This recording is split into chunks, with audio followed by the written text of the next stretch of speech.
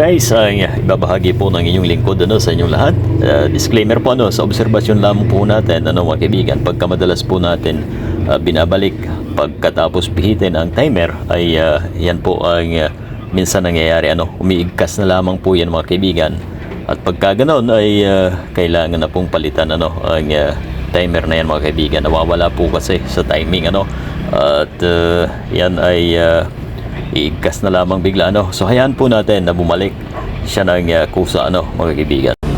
So ito guys, ang problema po ng timer ayan, pagka ganito ang status ng inyong timer ay palitan na po yan mga kaibigan maigkas bigla, pabalik. So ito, papalitan natin ang bago. Ayan, wala nang pag-asa yan pagka ganyan yung iba nire-repair pa yan at na tayo mag-aabala sa ganyan ayan, ganun lang madali. Ayan, ang takip.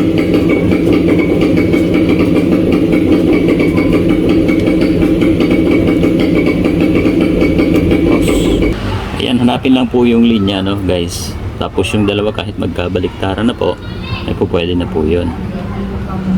Kasi yun yung forward at reverse ng pulsator natin o yung motor. Yan. Yung dalawa natalinag sa dalawa. Yan, dilaw. Start natin.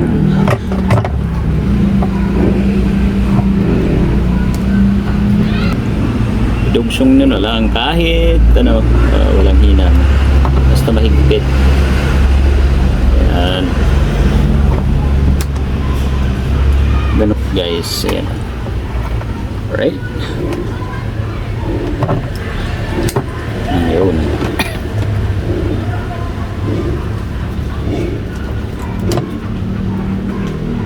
Okay,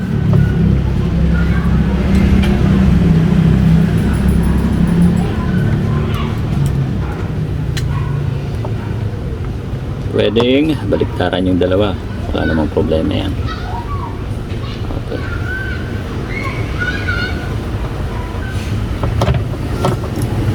yun. Tapos sindihan nyo, hindi initin para maghigpit ang string cable. Yan, kalupan niya ng tape. Kasi yung tape pag matagal, electrical tape ay nababaklas guys. Eto hindi. Yan. Tara, bago na guys ang timer. Yan na.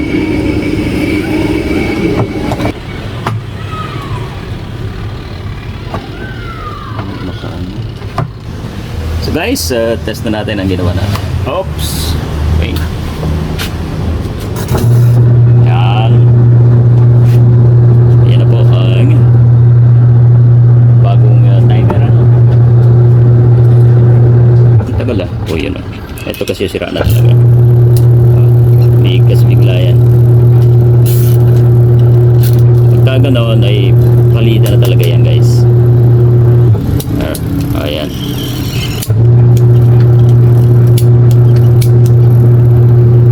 Okay na ang ating washing Huwag po natin kalimutan i-like mga kaibigan ng ating mixing video na ito mga kabalita